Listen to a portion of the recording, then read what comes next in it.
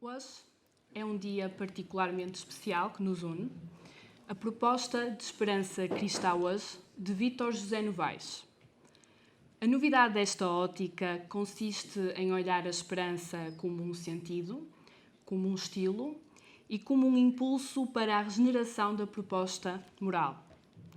Dizem que o amanhã não nos pertence, mas a esperança de que amanhã será um dia melhor, ninguém nos tira.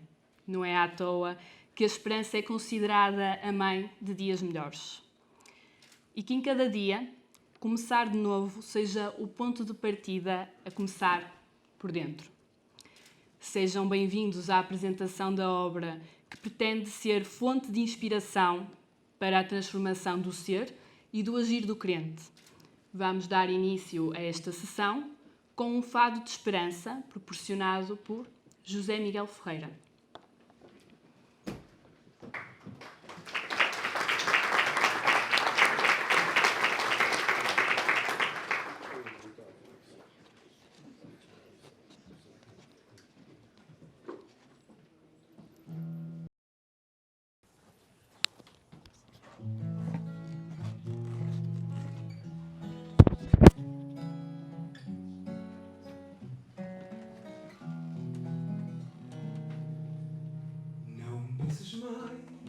Não é o fim, só mais um sonho e o meu coração não olha para trás. Eu sou assim, sou como um menino que brinca sozinho, que faz o destino, que inventa o mundo para recomeçar. Lançar o meu peito aberto em novos rumos, mudar as tempestades de bonança, fazer a guerra em mim por nós vencê-la. Pelo ventre onde teces a esperança, pelo ventre onde teces a esperança. E quando amanhã tu te lembrares das lutas que traçamos tanto lado a lado, vais ver, não foi em vão que passamos, pois o fim que ganhamos é o começo deste fado. Vais ver, não foi em vão que passamos, pois o fim que ganhamos é o começo deste fado.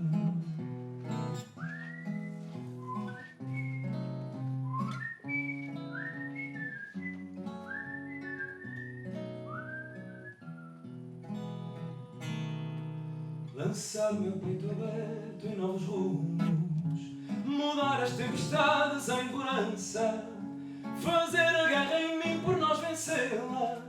Pelo ventre onde teces a esperança, pelo ventre onde teces a esperança.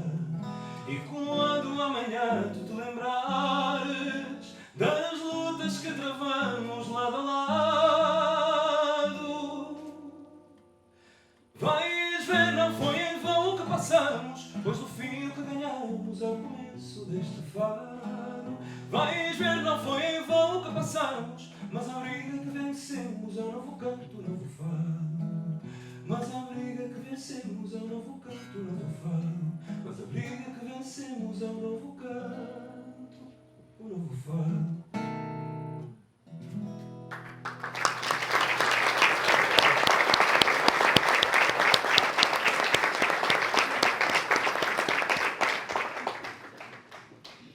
O fado é o destino e este, de esperança que acabamos de ouvir, transmite exatamente a coragem, a ousadia, a transformação pessoal e a resiliência diante dos desafios que esta nos impele a sentir para perspectivar, já no presente, um futuro que se espera alcançar.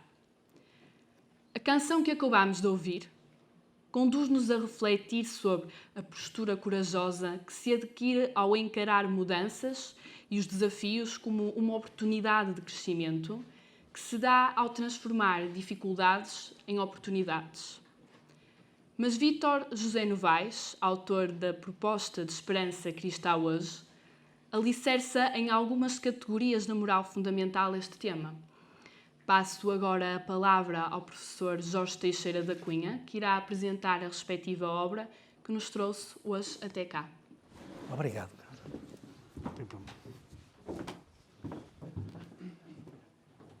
Obrigado, amigo Machado. Pois, saúdo, e ouve-se bem, amigo Machado, saúdo a todos os presentes. Permita-me que saúde de uma forma muito especial o caríssimo Vítor Novaes, pela conclusão do seu trabalho de doutoramento e as autoridades presentes.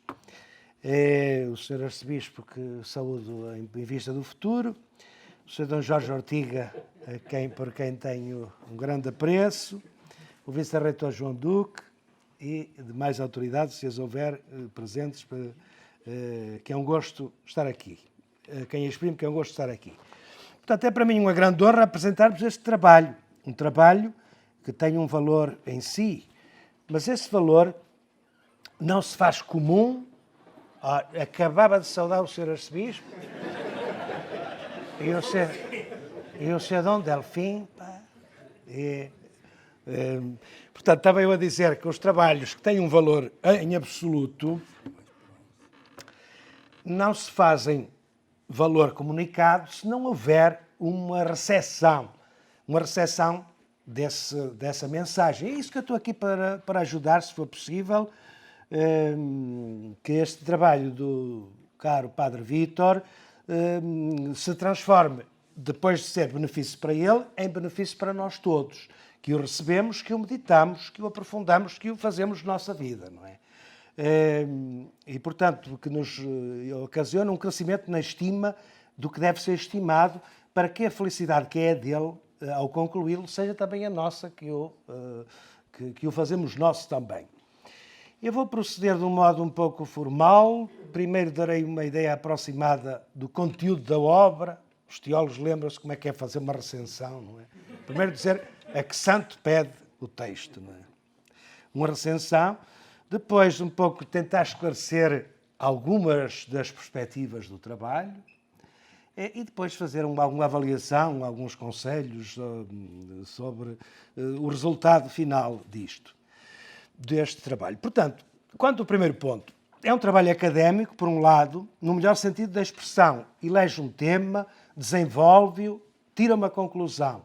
É metodicamente exemplar, trabalhando sobre fontes bem conhecidas e inexploradas, tendo em conta a justiça que faz a todos os estudos anteriores, enfim, dizendo de onde vem e para onde vai. O trabalho do amigo Vítor é exemplar nisso, portanto, de todos os pontos de vista académicos. E ele progride de uma maneira muito evidente. Depois de uma introdução, propõe-nos um grande fresco sobre a descoberta da dimensão da esperança na cultura do século XX. Vão ver isso. Esta descoberta da esperança é baseada na obra de dois filósofos, que é o Ernst Bloch e o francês Gabriel Marcel, e dois teólogos, que é o Jürgen Moltmann e João Alfaro. Portanto, que são os guias dele para a descoberta dessa dimensão de esperança que ele considera, e com toda a razão, que motivou o século anterior, talvez mais do que este. A escolha parece muito acertada, pois se trata de 4 autores da maior importância. Deram ao tema uma amplitude que transcende os limites da teologia. Os dois filósofos que ele escolhe não andam longe do dinamismo judaico-cristão, e o Marcel quase como teólogo. Um pela via da esperança bíblica, mediada por uma assimilação original daquilo que era o marxismo, e o outro pela via do existencialismo espiritualista francês. Os dois teólogos, por sua vez, um deles, portanto, o Jürgen Moltmann, muito influenciado por Bloch, pelo menos na primeira fase da sua obra, e o Alfaro, mais na linha das reservas da tradição cristã sobre as virtudes teologais e da esperança propriamente dita. Este é o primeiro momento, portanto, onde ver, é o primeiro 1/3 da obra, estou a dizer em poucas palavras, para vos mostrar, portanto, essa exposição, essa motivação, essa introdução a este grande tema. No segundo momento, o nosso caro reitor Vítor entra na exposição da obra de José Flecha, Andrés, um homem que deu uma grande importância ao tema da esperança como a expressão do cristianismo, em perspectiva da teologia moral. E, portanto, é um percurso pelas fontes bíblicas, históricas e pelo modo como o autor pensou a esperança como centro da vida espiritual e da vida moral em Cristo. O terceiro momento, finalmente, é a condução para, o núcleo, isto é um doutoramento em Teologia Moral, e, portanto, o amigo Vítor conduz as intuições anteriores para a elaboração de uma proposta de moral fundamental. As dimensões da ação esperançosa, como ele classifica, no aspecto teologal, no aspecto existencial e no aspecto moral. E, portanto, fazendo sua, portanto, tentando da parte da teologia, uma coisa que não é muito corrente, uma teologia moral a partir da virtude e das virtudes. Depois, esclarecendo as categorias principais de uma moral fundamental, como os teólogos se lembram, situadas no prisma da esperança, a liberdade, a consciência moral, a responsabilidade e o estilo de vida misericordioso, como diz o amigo Vítor. A ação moral como vivência da esperança, a ação como transformação da espera em esperança, diz ele, a cura como fruição do porvir de plenitude, que não é uma palavra dele, mas é o que ele lá tem, o discernimento, na linha do Papa Francisco. E o que eu digo em poucas palavras é desenvolvido em longas e justificadas exposições, como convém, portanto, a um trabalho deste género. Finalmente, ele tem uma conclusão final em que compendia todo o percurso e mostra de uma maneira muito convincente as virtualidades da centralidade da esperança para a teologia moral. Portanto, se lerem, vão ver que não darão por mal emprego o vosso tempo. É preciso um bocadinho de endurance, porque o livro é um volume sólido e é um volume cheio de conteúdo. Pois, eu gostava agora, no segundo momento desta apresentação, de vos pôr em evidência algumas daquelas que me parecem as virtualidades deste trabalho e ligando-as um pouco ao passado, ao presente, ao futuro, porque é que o livro do Dr. Vítor é um livro muito importante para nós, porque ele tem muitas coisas importantes. O que aparece mais em evidência no trabalho do nosso caro amigo é uma diligência acima de qualquer descanso. O Vítor é um trabalhador incansável, pelo que se vê no seu trabalho, não é? É uma cavalgada insofrida pela planura desmedida da teologia moral. Não é? Pelos vistos, o padre Maiorano já tinha dito qualquer coisa de semelhante. Não é? Batendo todas as luras e correndo todas as lebres, digo eu em linguagem venatória, não é? Correr uma lebre, sabe? Portanto, pegar num ponto e levá-lo até ao fim. Não é? É obra, pois, esta ânsia vem certamente da advertência de que a teologia moral necessita de ser reconduzida às suas fontes. Eu nisso estou inteiramente de acordo com ele.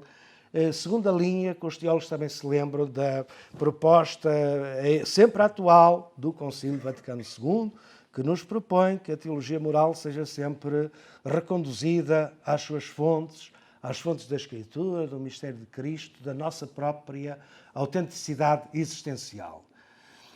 Segundo a definição comum de antigamente, a teologia moral era uma ciência dos atos humanos, regulados à luz da revelação e da razão e avaliados à vista do fim último. Mas essa definição continua a necessitar de um grande refrescamento. E o padre Vítor faz isso muito bem. O fim último do homem servia aos pregadores antigos para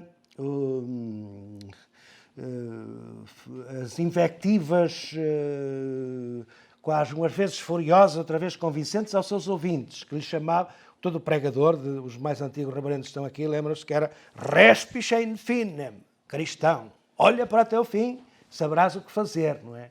E saberás qual será o teu destino no juízo final. Portanto, esse era o tema, esse tema nunca desapareceu propriamente do fim, só que ele estava muito desvirtuado. Mas essa definição continua a necessitar de um grande refrescamento, digo eu. Por isso, o padre Vítor propõe um robustecimento da esperança, como forma de explicar e motivar a vida moral segundo esta antiga tradição. A esperança é a vida do tempo, A esperança é a respiração do ser humano diante de Deus. O Padre Vítor escreve este texto como um bálsamo, digo eu, um bálsamo revitalizante para a nossa teologia, um pouco exausta, um pouco insignificante atualmente. Da teologia moral, falo eu da minha. E, portanto, o tema da esperança, digo em segundo lugar, entrava na moral tomista, pela via do fim último, não é? Na Suma Teológica, esse tema tinha uma grande relevância, sendo o fim último visto como o alinhamento do espírito humano com Deus, fundamento e providência de todas as vidas. Essa grande visão perdeu-se depois, nesse tal horizonte da pregação de que estávamos a aludir. Perdeu-se. De forma que o fim último era uma referência a um juízo final e à sanção dos comportamentos humanos numa perspectiva de controle divino sobre o ser humano. Por isso a teologia moral esvaziou-se da esperança, tornando-se numa normativa desencarnada e vazia. E, portanto, o trabalho do caro Vítor Novaes resgata esse grande mundo para um sentido atual e renovador, como vivência do sujeito crente ou a caminho da crença, como crescimento histórico de uma plenitude sempre presente, a ser assimilada sempre mais ao longo da biografia de cada ser humano concreto. E é isso a esperança, não é? A esperança, de certo modo, é o dinamismo do crescimento. A fé, posso-me permitir dizer isso, é a advertência do nome, a identificação do nome de Deus, não é? A identidade. A caridade, por outro lado, é o nexo que liga o ser humano a Deus. O nexo, o ligame. A esperança, por sua vez, é o exercício repetido cada dia da vida, o ensaio em cada dia da vida da aproximação a Deus como vida em plenitude, creio eu. Portanto, este trabalho é excelente desse ponto de vista. Eu comecei a lê-lo com grande prazer, desde a introdução, neste sentido de ser, portanto, olhem, a nossa chamada de atenção para aquilo que nunca devíamos ter esquecido, não é? Mas que esquecemos na nossa teologia moral. Não apenas a teologia moral está exausta, digo eu, e no trabalho de Padre Vítor também aparece esta ideia, parece advertir, que a cultura também está exausta, e é verdade. Nós, os mais velhos que aqui estamos, não sei, lemos um livro chamado L'Espoir, de André Malraux. Alguns mais antigos lembram-se, Dom Jorge lembra-se disso, somos os velhos aqui na sala, não é? E, voltando a esse livro agora, esse livro olhem, é uma desilusão, é uma grande desilusão, e, portanto, a esperança também está exausta na cultura, não é só na teologia moral, e, portanto, esse trabalho é muito importante para voltarmos a isso. Hoje temos a sensação de que andávamos por magras pastagens, não é? Quando a seiva da vida em Cristo continua a correr sem atalho e os teólogos a dormir o sono do academismo, não é? De certo modo, é verdade isso. Portanto, a respeito da teologia moral. Por seu lado, um homem como o filósofo MacIntyre, que só vê ruínas na cultura moral depois de abandonarmos o que ele chama a virtude, também se vê nele um esforço bastante inglório. E por isso a teologia de Padre Vítor, continua ainda mais atual, mesmo em confronto com o tal MacIntyre. Lembra-se de escrever um livro chamado Depois da Virtude. E depois da virtude ele só vê o caos na cultura. De qualquer maneira, eu creio que o pensamento filosófico tem alguma dificuldade. O pensamento filosófico, independente do cristianismo, não tem acesso à esperança. A esperança é uma virtude teologal, não é? O sistema das velhas virtudes gregas não tem acesso à esperança. A esperança não entrava, não é? Ou entrava pouco. O Vítor explica isso muito bem lá no seu... Entrava pouco. Portanto, não fazia parte. A virtude teologal é uma coisa que o cristianismo introduziu no mundo. Porque o velho tema, tanto do fim último do Aristóteles, como da virtude, como o esforço do ser humano de permanecer alinhado com o bem, era formalista. Não tinha interlocutor. Não tinha interlocutor. Portanto, a virtude da esperança não tem modo de ser cultivada que não seja em teologia, e isso decorre do livro do Padre Vítor. E, portanto, é muito bom também, imagino que o MacIntyre gostaria muito de ver como existe mundo depois da virtude e que a teologia tem seiva e tem vitalidade depois do fim da virtude, porque, por outro lado, é a nós que compete propor a virtude. E, portanto, o livro do amigo Vítor tem uma atualidade fora de série, não é? E, portanto, eis como a teologia não pode deixar de investir para robustecer o homo viator na virtude da esperança. Depois, uma palavra sobre o Padre Flecha. Ele veio a Portugal 2 vezes em 2012, amigo Vítor. A primeira foi um pouco falhada e tinha a ver comigo. Porque ele veio às minhas provas de agregação, mas ele enganou-se no dia, ele não sabia o que vinha. Ele só me disse qualquer coisa, disse, a tua teologia não liga nada ao Espírito Santo. E eu fiquei tão triste com isso. Porque desde a primeira hora, algum trabalho que eu fiz, era baseado precisamente na ação humana como ação, como Espírito Santo, que se identifica com a ação. Mas pronto, tudo bem, olha. Mas ele depois veio então a Braga e foi muito mais produtiva a vinda dele, porque encontrou um estudioso e um interlocutor no Padre Vítor Novaes. E, portanto, veio a Braga e aí foi-lhe dado um prémio que muitos não têm direito, o de encontrar um estudioso que leva a sério a sua obra e lhe dá um reconhecimento merecido. A obra do Padre Vítor faz justiça e leva-o a sério no seu esforço de propor, portanto, a teologia moral como teologia da esperança.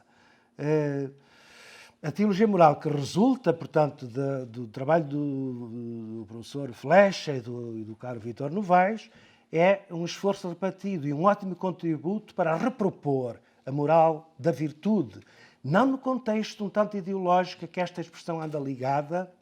Lembro-vos só aquela expressão mortífera da poeta Sofia de Melo Breiner, que num dos seus contos diz, claro, uma pessoa oficialmente virtuosa é uma pessoa naturalmente vaidosa, não é? Que ela diz a respeito do retrato de Mónica. Ora, o trabalho do amigo Vítor não vai nada por aí e, portanto, mostra que é possível ser virtuoso sem ser vaidoso.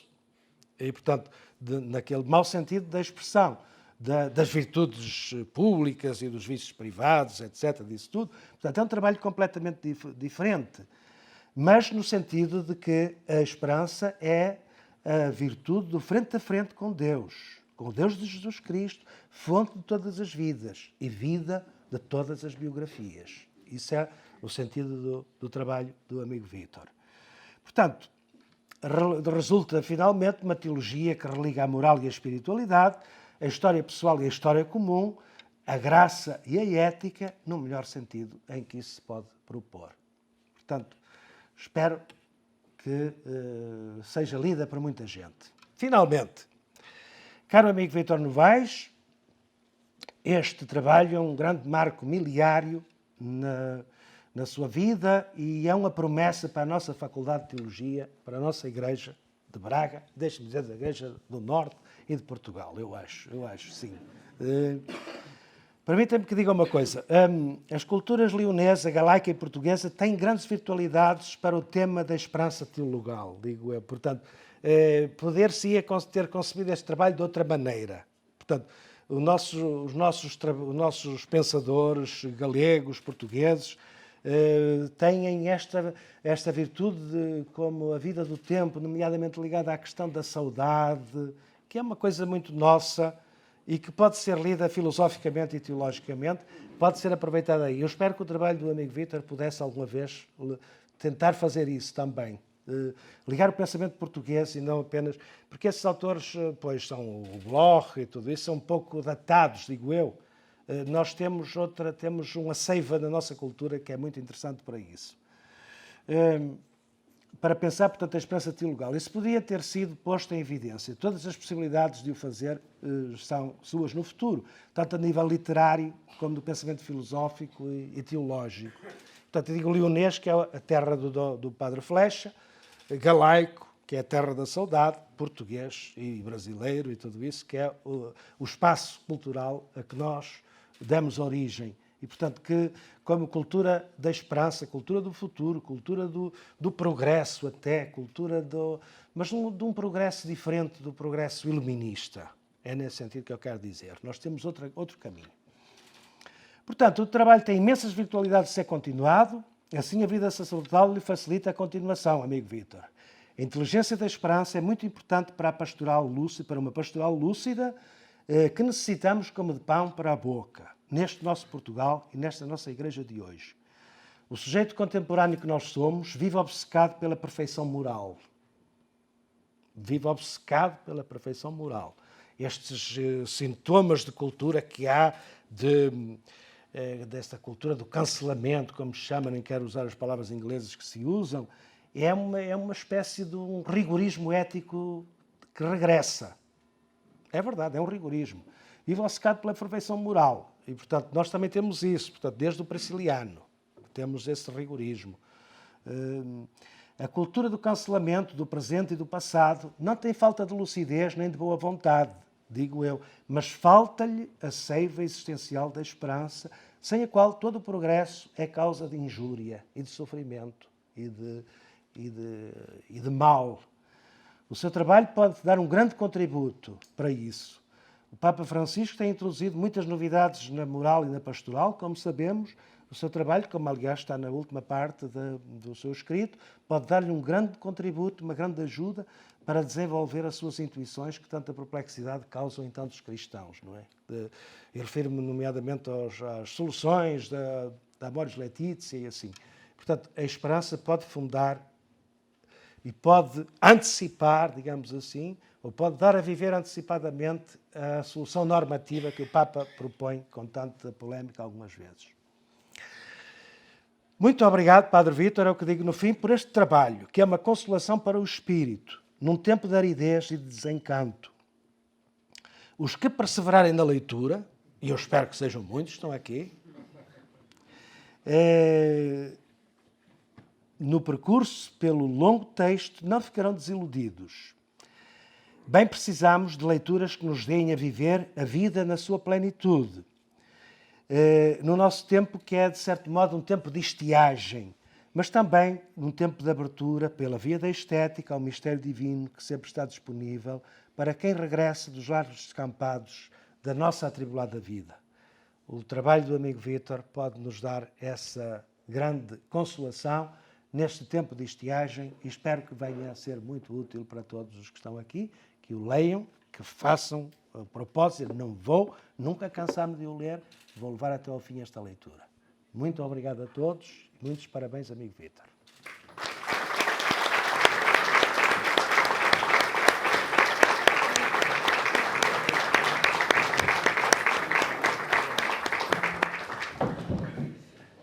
Apresentada a obra do professor Vítor José Novaes, também pelo professor Jorge Teixeira da Cunha, escutemos o tema No Teu Poema, escrito por José Luís Tinoco para Carlos do Carmo, que reflete a esperança enquanto um verso branco à espera do futuro.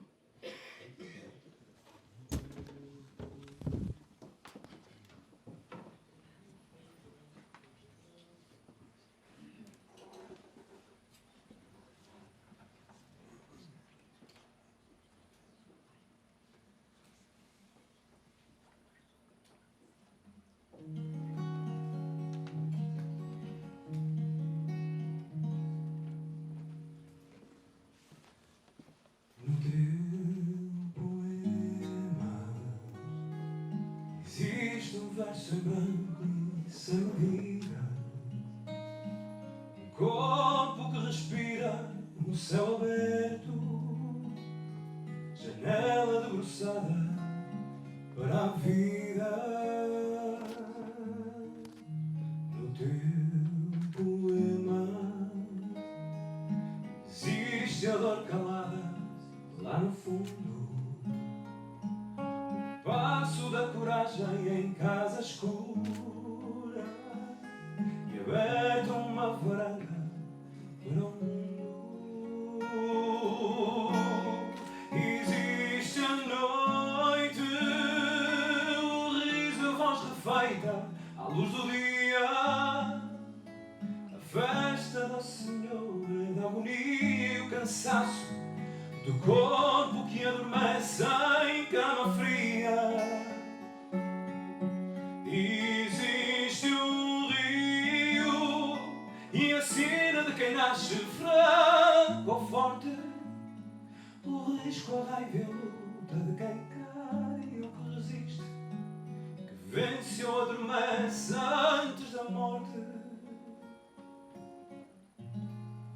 No teu poema existe o grito e o eco da metralha, a dor que sei de cor mas não recito, e os sonos inquietos de quem falha. No teu poema existe um canto do chão alentejano, a rua e o pregão de uma varina, e um barco assoprado a todo o pano. Existe um rio, canto em vozes juntas, vozes certas, canção de uma só letra, um só destino a embarcar no cais da nova nau das descobertas. Existe um rio e a sina de quem nasce fraco ou forte, o risco, a raiva e a luta de quem cai ou que resiste, que vence ou adormece antes da morte. No teu poema existe a esperança acesa atrás do muro, existe tudo mais que ainda me escapa, um verso em branco à espera de futuro.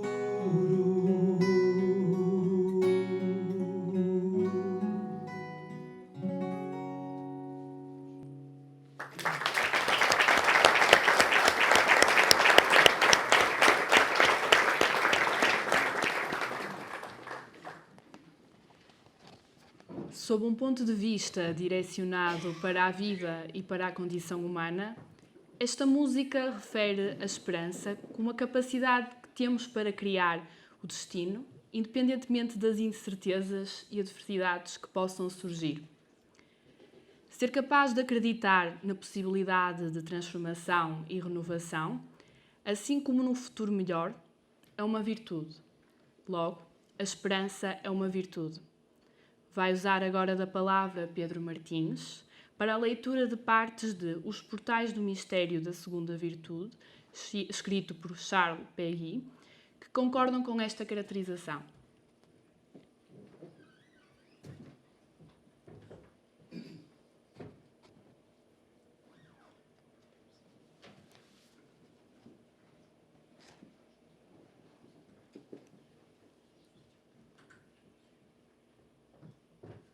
O que me espanta, diz Deus, é a esperança.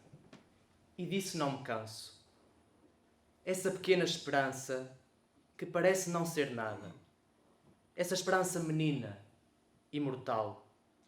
Pois as minhas 3 virtudes, diz Deus, as 3 virtudes, minhas criaturas, minhas filhas meninas, são como as outras criaturas. A fé é uma esposa fiel. A caridade é uma mãe ardente, com todo o coração. Ou uma irmã mais velha, que é como uma mãe. Mas a esperança é uma menina que parece não ser nada, que veio ao mundo no dia de Natal do ano passado, com os seus pinheirinhos em madeira alemã, cobertos de neve pintada, com a vaca e o burro em madeira alemã, e a manjedoura cheia de palha que os animais não comem. Mas é essa menina que atravessará os mundos, essa menina de nada, só ela, guiando as outras, atravessará os mundos resolvidos, tal como a estrela que conduz os 3 reis do Oriente até ao berço do meu filho. Assim uma chama trêmula conduzirá as virtudes e os mundos. Uma chama irá rasgar as trevas eternas. Ministro de Deus, o padre pergunta: quais são as 3 virtudes teologais? E a criança responde: As 3 virtudes teologais são a fé, a esperança e a caridade. Por que chamam a fé, a esperança e a caridade virtudes teologais? A fé, a esperança e a caridade são chamadas virtudes teologais porque se referem diretamente a Deus. O que é a esperança? A esperança é uma virtude sobrenatural, através da qual esperamos de Deus, com confiança, a sua graça neste mundo e a glória eterna no outro. Fazei um ato de esperança. Meu Deus, eu espero com firme confiança que vós me concedeis, pelos méritos de Jesus Cristo, a vossa graça neste mundo, e se eu observar os vossos mandamentos, a vossa glória no outro, porque tal me haveis prometido. E vós sois soberanamente fiel às vossas promessas. Muitas vezes se esquece, meu filho, que a esperança é uma virtude, que ela é uma virtude teologal, e que, de todas as virtudes, das 3 virtudes teologais, ela é talvez a mais agradável a Deus. É ela, seguramente, a mais difícil, talvez a única difícil, e sem dúvida a mais agradável a Deus. A fé vive por si, caminha sozinha. Para acreditar basta deixar-se ir, olhar é o bastante. Para não acreditar é preciso que haja violência, ternura, tormenta, contradição, ficar-se hirto e distante, ser contrário a si próprio, contrário dentro de si, ser oposição. A fé é natural, é simples, ela vem ao nosso encontro, é bem-vinda, é bela no seu andar. É essa boa mulher que nós conhecemos, uma senhora idosa, que frequenta a paróquia, a igreja, uma velha avó, uma boa paroquiana. Para não acreditar, meu filho, é preciso tapar os olhos e os ouvidos, para não ver, para não acreditar. A caridade, infelizmente, existe por si própria. A caridade caminha solitária. Para amarmos o próximo, basta nos deixar acontecer a vida, basta olhar à nossa volta, olhar o infortúnio. Para não amarmos o próximo, é preciso que haja violência, tortura, tormenta, contradição, ficar-se hirto e distante, praticar o mal, ser desnaturado, ser contrário a si próprio, contrário dentro de si, ser oposição. A caridade é natural, desponta simples, é sempre bem-vinda. É o primeiro movimento do coração. É o primeiro movimento da bondade. A caridade é uma mãe e uma irmã. Para não amarmos o próximo, meu filho, é preciso tapar os olhos e os ouvidos à multidão dos gritos infortúnios. Mas a esperança não existe por si própria. A esperança não caminha sozinha. Para esperar, meu filho, para esperar, é preciso que a gente se sinta muito feliz. É preciso que a gente tenha recebido uma grande graça. É a fé que é fácil. Não acreditar torna-se impossível. É a caridade que é fácil. E não amar torna-se impossível. Só a esperança é difícil.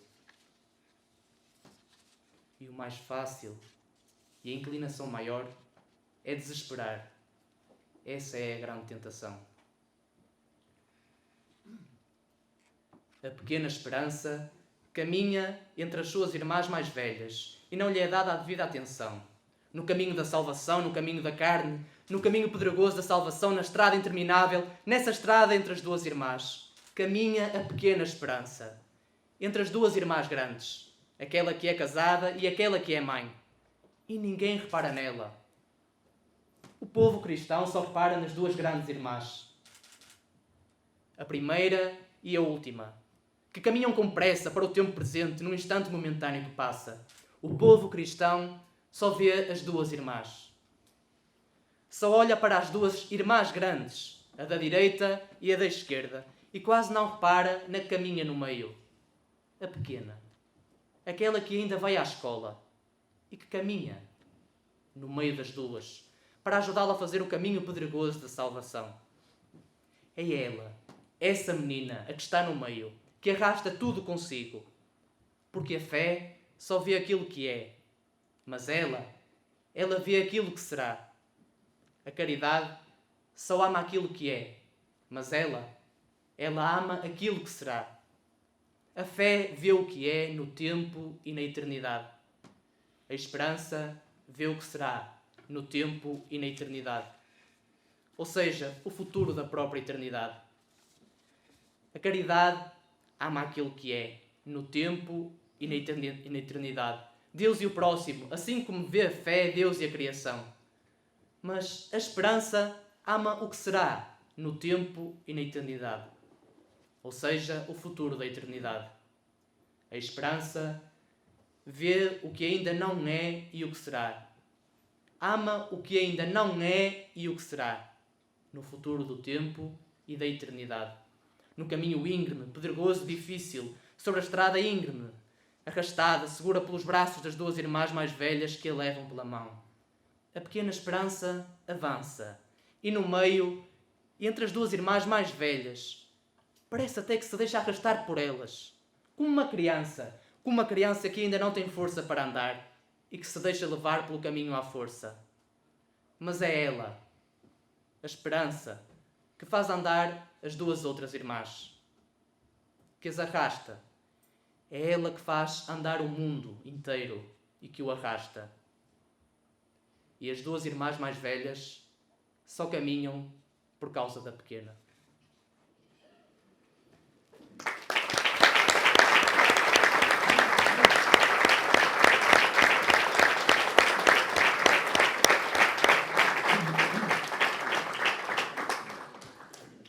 Este poema que acabamos de ouvir ressalta que é a esperança que impulsiona o mundo e faz com que as outras virtudes avancem.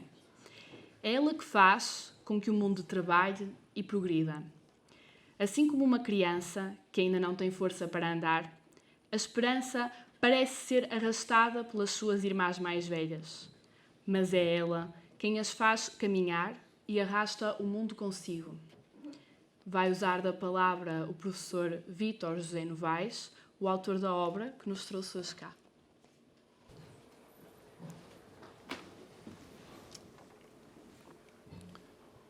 Há uma impactante cena do filme Tempo de Recomeçar que há muito está gravada na minha memória. Num determinado momento, uma personagem afirma: tu não vives, tu estás apenas a passar pela vida. Se é verdade que, como se pode comprovar ao longo de toda a dissertação, esperamos na medida em que saboreamos e nos comprometemos com a plenitude da existência, a esperança promove dinamismos que fomentam uma melhor experiência da vida, tornando-nos seus peregrinos e não meros turistas que percorrem muitos lugares, mas que sentem dificuldade em habitar algum.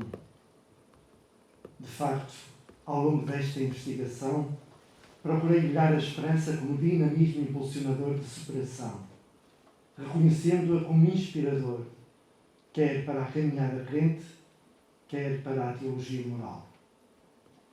Nesta noite quente, mediante uma leitura sapiencial da esperança, apresento-vos 3 considerações, enfatizando algumas das suas significações mais pertinentes no percurso de investigação. Primeiro, a esperança é memória. A dimensão anamnética da esperança impulsiona-nos para a novidade e para a fecundidade da vida. Além disso, este enfoque da memória atesta o quanto a esperança é um importante princípio de todo este trabalho de dissertação.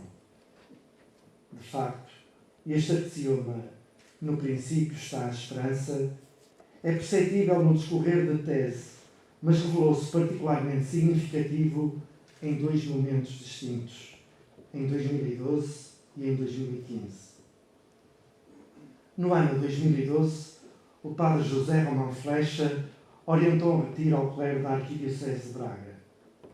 Ora, um padre do nosso presbitério, conhecedor de alguns dos seus escritos e maravilhado com a sua reflexão, promoveu um encontro comigo e com o padre José Romão Flecha. Nesse momento, com veemente insistência, o presbítero bacarense desafiou-me a avançar no doutoramento em Teologia Moral. No decorrer dessa conversa, esse meu amigo disse-me algo que me marcou profundamente. Escreve uma tese que impulsione confiança ao agir crente, tal como sugerem os escritos do padre Flecha, porque estamos a atravessar tempos muito conturbados. Após este fecundo encontro e dos apelos que daí brotaram, assaltou-me o desejo de investigar o quanto a proposta moral cristã pode hoje inspirar-nos e inspirar-se na esperança. Se é verdade que nesse encontro a esperança teve um papel considerável, no ano 2015 manifestou-se ainda mais inspiradora para ultrapassar uma complexa vicissitude que vivenciei nos princípios deste doutoramento. Em finais de junho de 2015, viajei até Roma para fazer a minha inscrição no curso de doutoramento. Sem que nada o fizesse prever, no primeiro dia de agosto, deparei-me com um espinhoso acontecimento, o AVC da minha mãe. Diante desta contrariedade, que se abateu sobre a minha mãe, senti um apelo a esperançar, a não ficar à espera de que tudo melhorasse à força de golpes de milagres, mas a procurar criar, com empenho e dedicação, condições para que a esperança fosse efetiva e afetiva diante desta contrariedade. Naqueles dias ásperos, após o AVC da minha mãe, cruzei-me novamente pela pena de Charles com um dos poemas mais estupendos da literatura cristã, que num estilo de salmodia da esperança, e como já ouvimos hoje, aí escreve: a fé que mais amo, diz Deus, é a esperança. O dom da esperança impulsionou-me na indagação de um sentido mais esclarecido para prosseguir a aventura académica há pouco tempo iniciada. Afinal, todo humano é por excelência um ser que espera. A cada dia, ao contemplar a lenta recuperação da minha mãe e quando o cálculo das probabilidades se mostrava adverso, contemplamos, em alguns momentos, a minha mãe a desmentir esse fatalismo e a tornar-se parteira de uma esperança que só a coragem de recomeçar possibilita. De facto, é a esperança que entreabre, para lá das duras condições, a riqueza das possibilidades escondidas. Sem o vigor da espera, pode dar-se o caso de a proposta cristã ficar alienada da vida concreta, ou então de a vida se tornar irrelevante para a proposta cristã. E assim a espera revela-se confiante certeza de que Deus acompanha a nossa história, configurando a esperança como dom e como tarefa.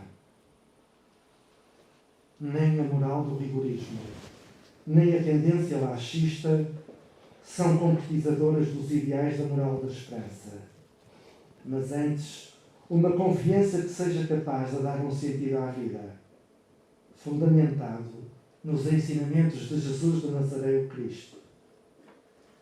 Portanto, reconhecer que a esperança habita o começo desta dissertação comprova o quão ela é promotora de uma reflexão e de gestos cotidianos esperançosos.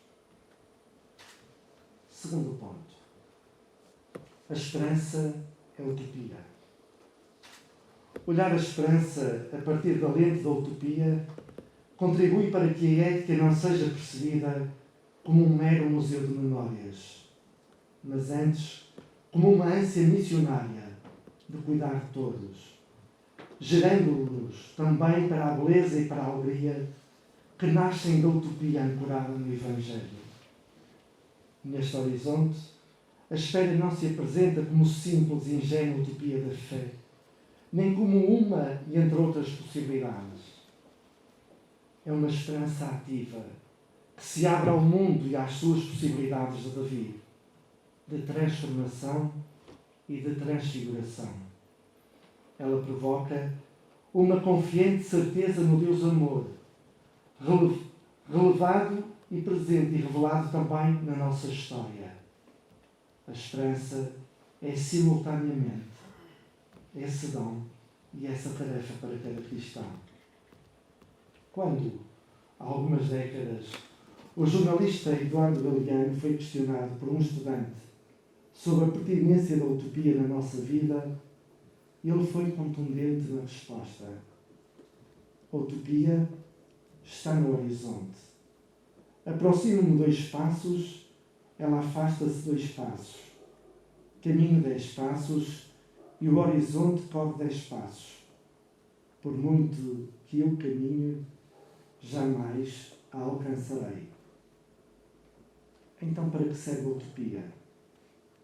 Serve para isso, para que eu não deixe de caminhar. Ora, o ser humano, em permanente insatisfação, recusando o ideal da perfeição por se reconhecer sempre inacabado e por isso, em contínuo estado de peregrinação, anseia por utopias que fomentam a sua caminhada. De facto, a linguagem utilizada pela utopia e pela esperança é sempre formativa. Portanto, mais do que proceder a descrições ou análise da realidade existente ou da vindoura, o objetivo primordial de ambas é motivar-nos para a ação. Assim, profundamente enraizada no coração do crente, a esperança revela-se imprescindível para o fecundo desempenho da missão eclesial e que a proposta da moral cristã jamais poderia esquecer: gerar e curar os seres que peregrinam em cada tempo na fidelidade à sua vocação. Terceiro e último ponto. A esperança é memória utópica agradecida. Hoje, no dia em que apresento a publicação da minha tese de doutoramento, é um momento propício para reconhecer que se há pessoas que tudo fazem para serem marcantes, outras há que simplesmente, outras há que com naturalidade não nos marcaram internamente. É destas pessoas e destas instituições que sempre nos ampararam que agora pretendo fazer memória utópica agradecida, servindo-me de uma sentença de Clarice Lispector, porque ela traduz precisamente o que sinto neste momento. Eu não posso, nem quero explicar. Eu agradeço. Assim, profundamente enternecido, agradeço. À Academia Alfonsiana, nos vários docentes e colaboradores. Recordo, de modo muito particular, os 2 orientadores que estiveram sempre a ajudar-me neste longo caminho, o professor Sabatino Maiorano e o professor António Fidalgo. À Arquidiocese de Braga, designadamente ao seu arcebispo Dom José Cordeiro, ao seu antecessor, Sr. Dom Jorge Ortiga, ainda ao Sr. Dom Delfim Gomes e ao Dom Roberto Maris, bem como a todo o presbitério. Sinto-me imensamente reconhecido. À Faculdade de Teologia da Universidade Católica Portuguesa, nos seus corpos diretivos, nos seus professores e colaboradores, pela confiança em mim depositada e pela oportunidade concedida na proposta de avançar sem imposição de ritmos inexequíveis para o doutoramento. Às diversas instituições que patrocinaram esta publicação, financiando o custo da edição: à Arquidiocese de Braga, ao Cabildo da Sé de Braga, à Irmandade da Santa Cruz, à Santa Casa da Misericórdia de Braga, ao Seminário Conciliar São Pedro e São Paulo e à UCP Editora. Quero ainda dar uma palavra merecida, bem merecida aos meus pais. Espero que o meu Pai, já no céu, partilhe desta gratidão por tudo quanto significou na minha vida e também pela mãe e pela família que me concedeu. Na verdade, à minha família estou grato pelo atento e constante apoio que deles sempre fui sentindo. Por tudo, diante deles, as palavras carecem. Aos companheiros da equipa do Seminário de Braga, na certeza de que a vossa atitude de incansável incentivo jamais a esquecerei. Aos seminaristas é igualmente justificável a referência de reconhecimento, porque souberam sempre entender este trabalho que a Igreja me pediu. Ao professor Jorge Cunha, ao José Miguel Ferreira, não ao Fernando Soares, que se encontra doente, mas muito bem substituído à última da hora pelos dois seminaristas. Escutámos um, Pedro Martins, e, dentro de momentos, o Bruno Pinto. A voz, como ao Fernando Soares, que ontem, preocupado, me dizia que não ia poder estar, e hoje me confirmava isso, tentou até à última, não conseguiu. A todos eles eu quero expressar o meu profundo reconhecimento pelo maravilhoso trabalho desta noite. Bem-ajam.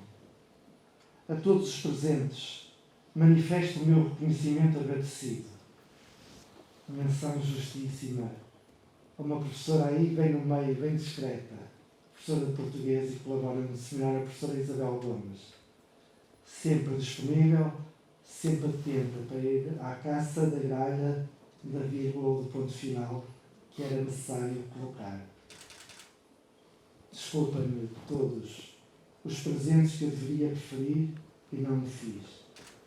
Acreditem que não é por ingratidão, é apenas por falha de memória. Por fim, mas não em último, quero expressar o meu obrigado a Deus, pois aquilo que dele recebo é muito, mas muito mais, é infinitamente maior do que aquilo que posso dar. A todos eu quero agradecer pela vossa presença, pela vossa amizade, pela vossa alegria. A todos muito obrigado e confiamos que o melhor está para chegar.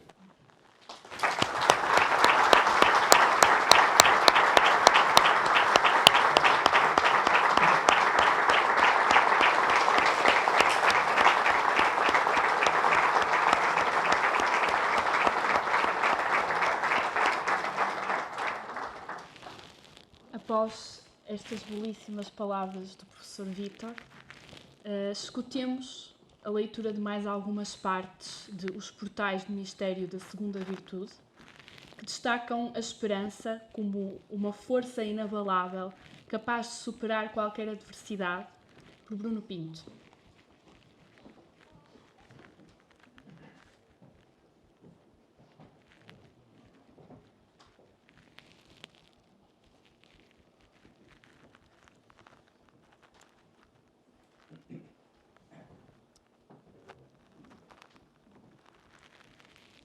Singular povo.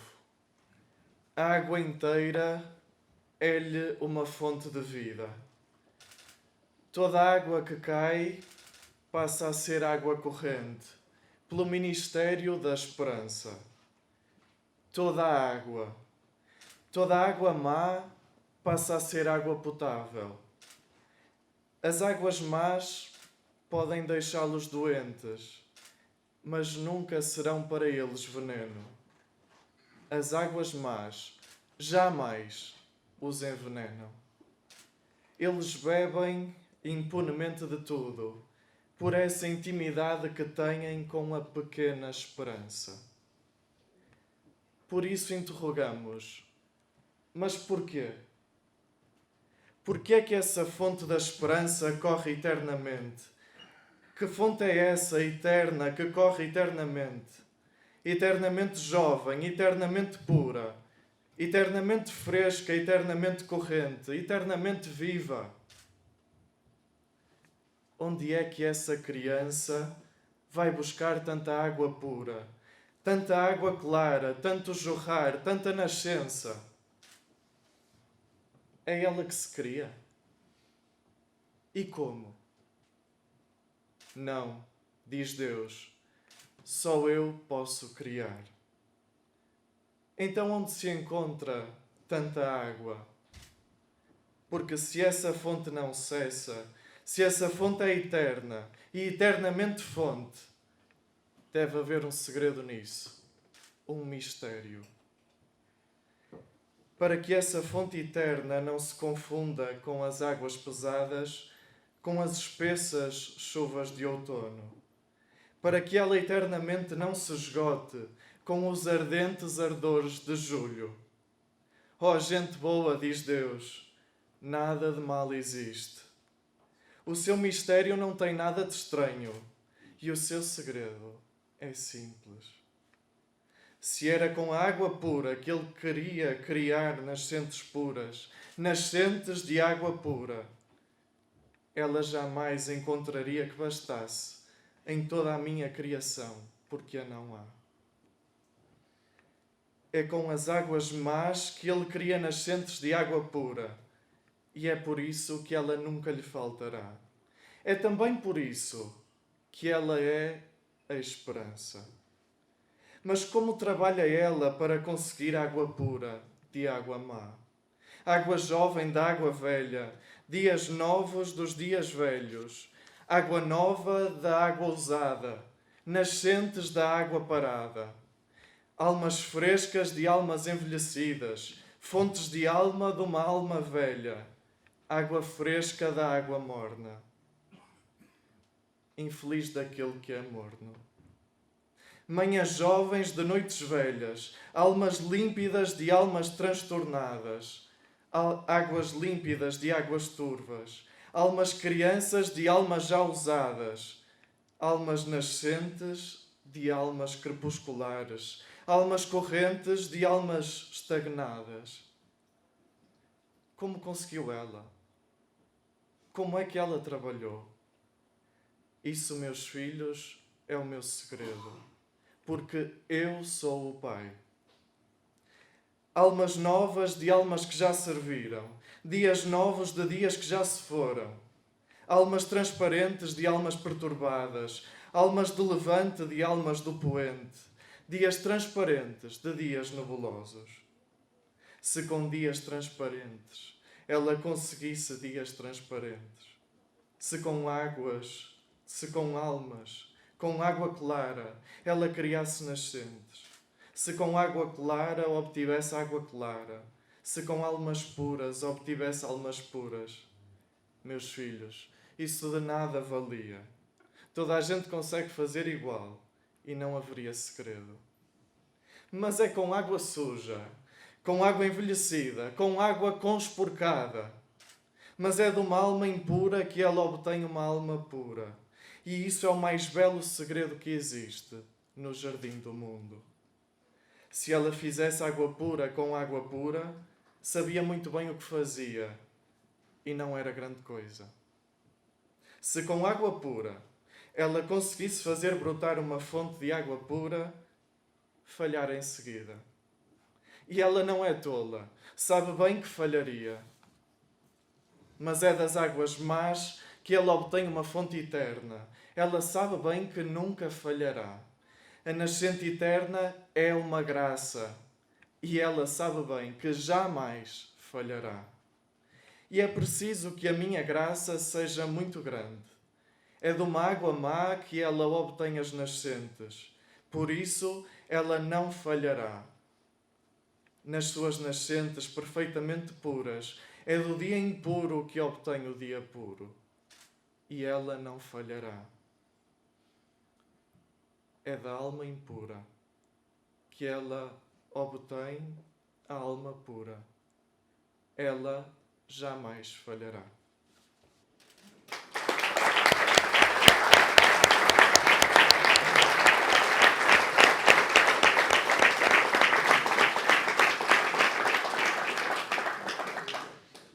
Não poderia deixar de realçar a metáfora da água e da esperança, porque, efetivamente, se a esperança fosse capaz de criar apenas água pura a partir de água pura, não haveria segredo nem valor. O verdadeiro segredo reside em transformar o negativo em positivo, criando algo eterno a partir de algo impuro. Encerramos o lançamento do livro A Proposta da Esperança Cristã Hoje com o tema Melhor de Mim, de Marisa, pois a esperança é, sem dúvida, o melhor de todos nós. Aproveito ainda para agradecer a presença de todos e informar que o livro estará à venda aqui à saída e que quem pretender uma dedicatória também poderá solicitar. Obrigada.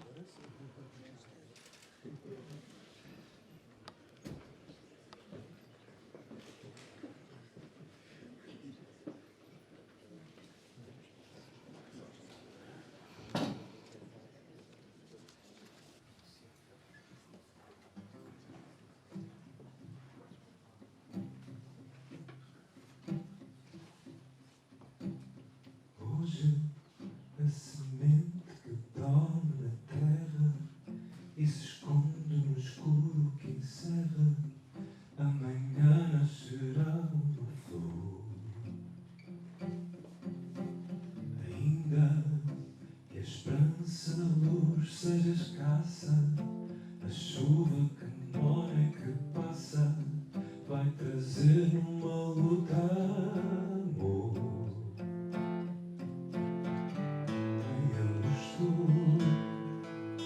À espera da luz, deixo-me aqui onde a sombra seduz. Bem, eu estou à espera de mim. Algo me diz que a tormenta passará. É preciso perder para depois se ganhar, e mesmo sem ver, acreditar. É a vida que segue e não espera pela gente. Cada passo que demos em frente, caminhando sem medo de errar. Creio que a noite sempre se tornará dia, e o brilho que o sol irradia há de sempre me iluminar. Quero as algemas neste meu lamento, serenas a cada momento. Meu destino na vida é maior. Eu vou em busca de luz, saio daqui onde a sombra seduz. Também eu estou à espera de mim, e algo me diz que a tormenta passará.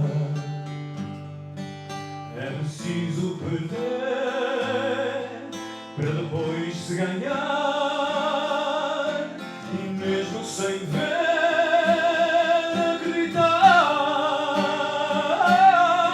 É uma vida que segue e não espera pela gente. Cada passo que demos em frente, caminhando sem medo de errar.